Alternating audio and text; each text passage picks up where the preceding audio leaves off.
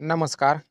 तुम्ही पाहताय हवामान अलर्ट हा यूट्यूब चॅनल आणि मी केदार आपलं स्वागत करतो. आज 23 एप्रिल दुपारचे 1 वाजत आहेत. आज आपण आजचा म्हणजेच 23 एप्रिलचा हवामान अंदाज पाहणार आहोत. यासाठी व्हिडिओ शेवटपर्यंत नक्की पहा.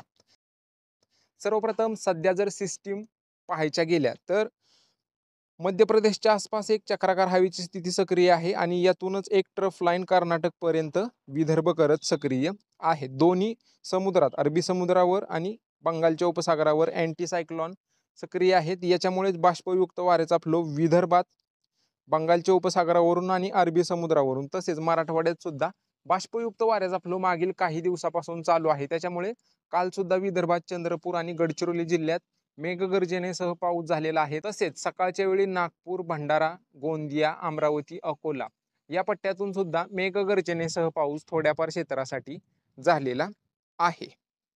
त्याच्यानंतर आजचा जर हवामान अंदाज पाहायचा गेला 23 एप्रिलचा तर आज यवतमाळ, चंद्रपूर, गडचिरोली, गोंदिया, भंडारा, नागपूर, वर्धा, अमरावती, बुलढाणा, अकोला, वाशिम, बीड तसेच धाराशिव, सोलापूर, लातूर, नांदेड, हिंगोली हे जे सर्व जिल्हे आहेत या सर्व जिल्ह्यातून मेघगर्जनेसह पावसाची शक्यता राहील. हा पाऊस सार्वत्रिक असा नसेल, पण ज्या भागात राहील त्या भागात मेघगर्जनेसह मुसळधार गडगडाटी पाऊस आजसाठी म्हणजेच 23 एप्रिलसाठी दुपारनंतर किंवा संध्याकाळच्या वेळी राहील. याच्यानंतर सांगली, कोल्हापूर, पुण्याचा गाढभाग स्थानिक ढग निर्माण झाला. एका दुसऱ्या ठिकाणी मेघगर्जनेसह पावसाची शक्यता राहील. तसेच छत्रपती संभाजीनगरच्या दक्षिण भागात कन्नड, सिल्लोडच्या आसपास स्थानिक ढग निर्माण झाला तर मेघगर्जनेसह पावसाचा अंदाज आजसाठी राहील. उर्वरित पावसाची शक्यता जळगाव, नाशिक, धुळे, नंदुरबार या पट्ट्यातून दिसत नाहीये.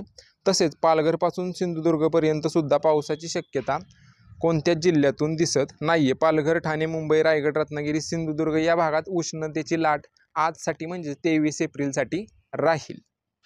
तर बाकी सध्याच्या अपडेटमध्ये एवढंच. तुमच्या जिल्ह्यातील रोजच्या पावसाच्या व तापमानाच्या अपडेटसाठी आपल्या यूट्यूब चॅनलला नक्की सबस्क्राईब करा आणि हा व्हिडिओ तुमच्या शेतकरी मित्रांना पण नक्की पाठवा, जेणेकरून ही अपडेट त्यांच्यापर्यंत पोहोचेल. धन्यवाद मित्रांनो.